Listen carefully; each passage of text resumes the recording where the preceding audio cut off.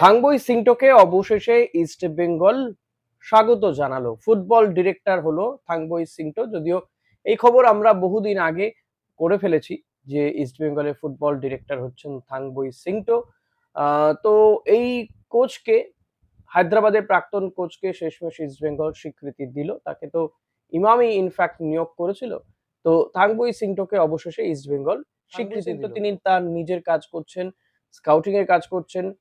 তিনি সৌদি আরবে গিয়েছিলেন ব্যক্তিগত কাজে। একটা কথা রটছিল যে সৌদি আরবে তিনি বোধহয় স্কাউটিং করতে গিয়েছেন। এখন তিনি ব্যক্তিগত কাজে গিয়েছেন বলে জানা যাচ্ছে। তবে হ্যাঁ, যদি এই সেখানে গিয়ে তিনি স্কাউটিং এর কাজটাও করে ফেলেন, কিছু বিদেশিকে দেখেও আসেন, সেটাও খুব একটা, মানে কি বলবো, তার পক্ষে সেটা মানানসই আরকি।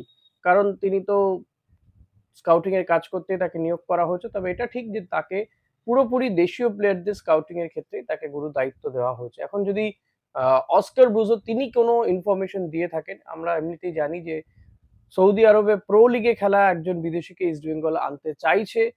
তার সঙ্গে কথাবার্তা বা তার এজেন্টের সঙ্গে কথাবার্তা, এই সমস্ত বিষয়গুলো হচ্ছে। হয়তো থাংবই সিংটো সেটাও করতে যেয়ে গিয়ে থাকতে পারেন, সেখানে কথাবার্তা বলা। আরো সৌদি প্রো লিগও নাকি তিনি দেখছেন। আরো কয়েকজন ফুটবলারকে হয়তো বাজিয়ে দেখাও হতে পারে। সেটা তো ব্যক্তিগত সফরে গিয়েও সেই কাজটা করাই যেতে পারে। এর পাশাপাশি আরেকটা বিষয় বলবো যে আমরা যা শুনছিলাম যে রোশন সিং, নাওরেম রোশন সিং তিনি নাকি মোহনবাগানে আসবেন, এমন একটা কথাবার্তা হচ্ছিল। মোহনবাগানও তাকে বেশ ভালো অফার করেছিল। কিন্তু যেটা জানা যাচ্ছে যে তিনি বেঙ্গালুরু এফসিতেই থাকবেন। ২০২৯ সাল পর্যন্ত তার সঙ্গে চুক্তি হয়ে গিয়েছে সিং এর সঙ্গে। ২০২৯ সাল পর্যন্ত। এর পাশাপাশি যে খবরের দিকে আসবো যে মোহনবাগানের দিমি, নয়নের মণি তাদের, মোহনবাগান সমর্থকদের, সেই দিমি হয়তো ছেড়ে দিতে পারে মোহনবাগান। এটা বহুদিন আগেকার খবর। যেটা রিসেন্ট খবর যে মোহনবাগান তো তাকে রাখছে না, দিমিত্রি পেত্রাতোসকে। তো এই দিমিত্রি পেত্রাতোসকে নিতে চায় উড়িষ্যার বলে জানা যাচ্ছে। কারণ দিমিত্রি পেত্রাতোস তিনি আহ ইস্টবেঙ্গলে তো খেলবে না। ইস্টবেঙ্গলও তার প্রতি কোনো ইন্টারেস্ট শো করেনি। গত সিজনটা তার খুব একটা ভালো কাটেনি। আই লিগেরও কয়েকটা ক্লাব তার প্রতি ইন্টারেস্ট শো করেছে এবং উড়িষ্যাও শোনা যাচ্ছে তার প্রতি ইন্টারেস্ট শো করেছে। লেটস সি কি হয়, যে তিনি আদৌ কি উড়িষ্যাতে যান নাকি আই লিগের কোনো ক্লাবে জয়েন করেন। এর পাশাপাশি মোহনবাগানের যে গোলকিপার ধীরজ সিং, তো ধীরজ সিং এর সুপার কাপটা খুব একটা ভালো কাটেনি, যেহেতু ম্যাচ খেলারই সুযোগ পায়নি সেভাবে। তো এই ধীরজ সিংও মোহনবাগান, ধীরজ সিং এর সঙ্গে চুক্তি তো শেষ হয়ে যাচ্ছে। তো ধীরজ সিংও কিন্তু মোহনবাগান ছেড়ে দিচ্ছে বা তাকে মোহনবাগানও ছেড়ে দিতে চাইছে। ধীরজের সঙ্গে কয়েকটা ক্লাবের কথাবার্তা হচ্ছে। আইএসএল এ কয়েকটা ক্লাব শুধু নয়, এই বাংলারই আই লিগে এবছর যিনি আই লিগে যারা উত্তীর্ণ হয়েছে আই লিগ 2 থেকে, সেই ডায়মন্ড হারবার এফসি বাংলার আরেকটি ক্লাব, তারা নাকি ধীরজ সিংকে নিতে চান। তারা ইন্টারেস্ট শো করেছেন এই ধীরজ সিং এর প্রতি। তো দেখা যাক যে ধীরজ খেলে কিনা। ডায়মন্ড হারবার এফসি আর একটা প্লেয়ারের সঙ্গেও কিন্তু তারা ইন্টারেস্ট শো করেছে আর একটা প্লেয়ারের প্রতি, সেটা হচ্ছে হলিচরণ। হলিচরণও ম্যাচ খেলার সুযোগ পায় না। তবে হলিচরণ যদি আই লিগের ক্লাব ডায়মন্ড হারবার এফসিতে যায়, সেখানে ডায়মন্ড হারবারের জন্য একটা ভালো সাইনিং হবে। হলিচরণের জন্য কিন্তু একটা ভালো টিম হবে, যেখানে তিনি গেম টাইমটা অনেক বেশি করে পাবেন এবং হয়তো আবার তিনি আইএসএল এর অ্যারিনাতে বা সার্কিটে ফিরে আসতে পারেন। কারণ ডায়মন্ড হারবার এফসি কিন্তু এবছর ভালো টিম করারই চেষ্টা করবে।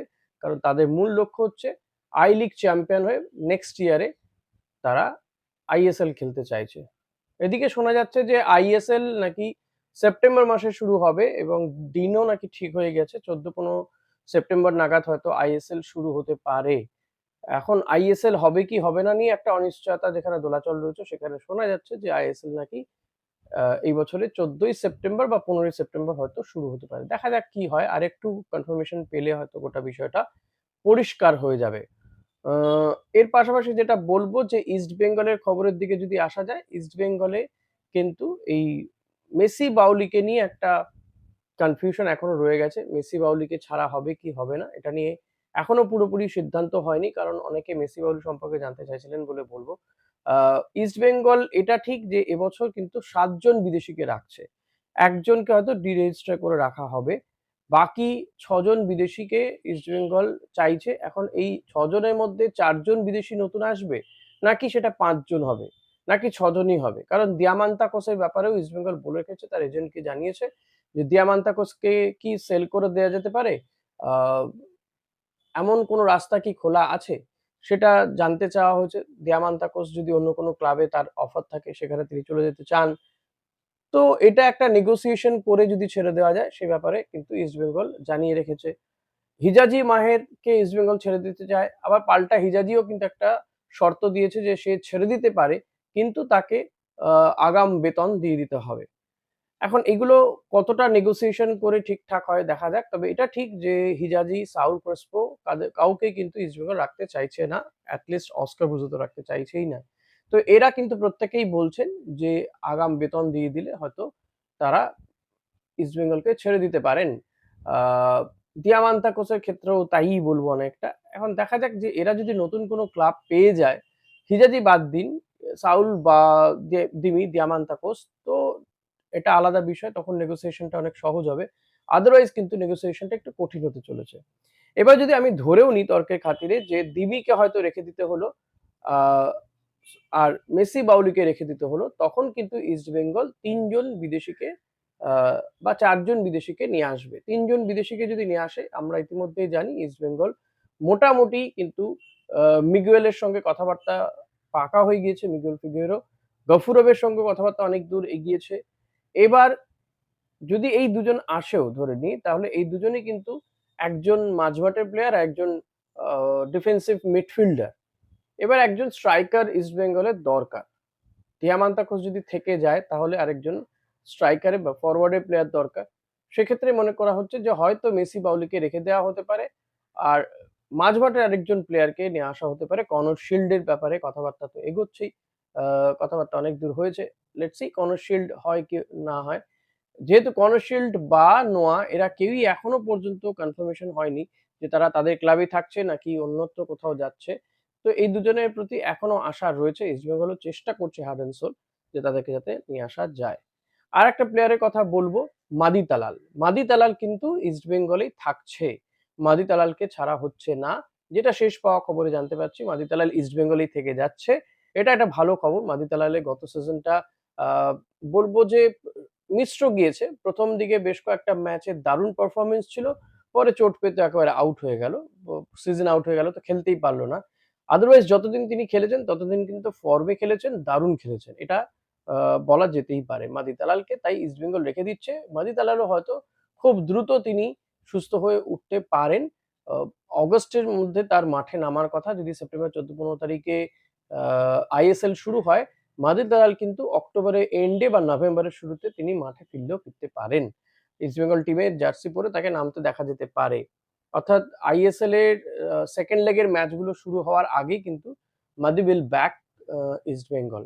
আই হোপ কি সেটাই হোক বা তারও আগে যদি সম্ভব হয় তিনি যাতে সুস্থ হয়ে মাঠে ফিরতে পারেন সেটাই কামনা করব। আমার মনে হয় আপনারাও সেটাই কামনা করবেন। আ তো আপনাদের কি মনে হয় মাহদি দালাল কি ফিরতে পারবেন? তো সেটা আমাকে কমেন্ট করে জানান এবং আপনারাও কতটা চাইছেন যে মাহদি দালাল বা দিয়ামান্তা কোচকে রেখে দেওয়া উচিত কি অনুচিত হবে? আ মেসি বাউলির ক্ষেত্রে যেটা বলব যে মেসি বাউলির ক্ষেত্রে অনেকেই আমাকেও কমেন্ট করেছেন যে মেসি বাউলিকে ছাড়া উচিত নয়, রেখে দেওয়া উচিত। তাই ইস্টবেঙ্গল কর্তারাও বা এই ম্যানেজমেন্ট তারাও কিন্তু একটা দোটানার মধ্যে রয়েছে যে মেসি বাউলিকে কি ছেড়ে দেওয়া হবে নাকি রেখে দেওয়া হবে। এখন দেখুন বিকল্প যতক্ষণ না ভালো একজন ফরওয়ার্ডের প্লেয়ারের সাথে কথাবার্তা এগোচ্ছে বা টাকা পয়সা নিয়ে ডিলটা কমপ্লিট হচ্ছে ততক্ষণ পর্যন্ত আমার মনে হচ্ছে যে মেসি বাউলিকে একটু হাতে রেখে দেখা হচ্ছে। যেহেতু তার ৩১শে মে পর্যন্ত ইস্টবেঙ্গলের সঙ্গে চুক্তি রয়েছে, তাই এক্ষুনি তাড়াহুড়ো করতে চাইছে না ইস্টবেঙ্গল, আরেকটু টাইম নিয়ে নিতে চাইছে। তো লেটস সি কি হয়। তো এছাড়া নিখিল প্রভুর ব্যাপারে কথা বলবো, ভারতীয় প্লেয়ার। নিখিল প্রভু কিন্তু আসছে না। নিখিল প্রভু তিনি তার টিমেই থেকে যাচ্ছে। অপরদিকে অভিষেক টেকচাম সিং এর সম্ভাবনাটা অনেকটা কমে গিয়েছে। পাঞ্জাবও তাকে আ রাখতে চাইছে। তো আমার মনে হয় অভিষেককে পাওয়াটা ইস্টবেঙ্গলের কাছে একটু প্রবলেম হচ্ছে। আ এখনো যেহেতু সময় রয়েছে দেখা যাক কি হয় অভিষেক আসে কিনা। কারণ অভিষেকের নাম রয়েছে পাঞ্জাবের যে আ তারা যে প্রি সিজন কন্ডিশনিং ক্যাম্প করবে সেখানে নাম রয়েছে। এখনো সম্ভাবনা রয়ে গিয়েছে। লেটস সি কি হয়, অভিষেককে আনা যায় কি যায় না, এখনো কিছুটা সময় রয়েছে, তো এই হোপটা থাকতেই পারে। আপনারা কতটা আশাবাদী সেটা অতি অবশ্যই কমেন্ট করে জানান। ভিডিওটা ভালো লাগলে লাইক কমেন্ট শেয়ার করতে ভুলবেন না। Thank you.